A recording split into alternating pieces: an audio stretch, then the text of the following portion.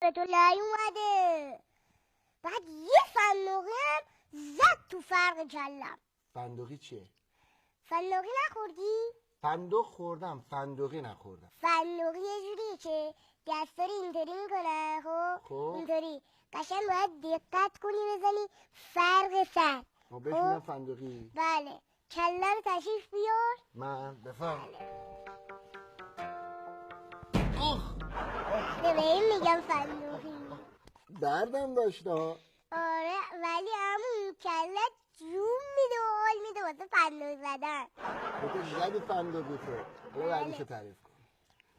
بریم سراغ بعدیش. بله بفرما. دوباره یه روز رفتم از بابام پرسیدم، بهش گفتم بابا دقت کردی از وقتی که عمو ناصر شوهر خاله‌مو میگم خب از وقتی که اون 100,000 تومنه رو ازت گرفته خب نه شامونا ها رو اومده خونمون نه پوله رو آورده. فکر کنم پوله 2 در شده. اما یه دفعه سر و کله مامانم از تو آشپزخونه پیدا شد. گفت آی ور پریده این فضولیه به تو نیومده، حالا ادبت میکنم برو ببینم.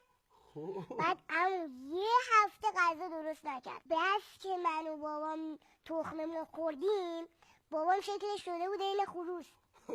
شبا خوابیدنی اینطوری میکرد قوقل قوقل قوقل قوقل.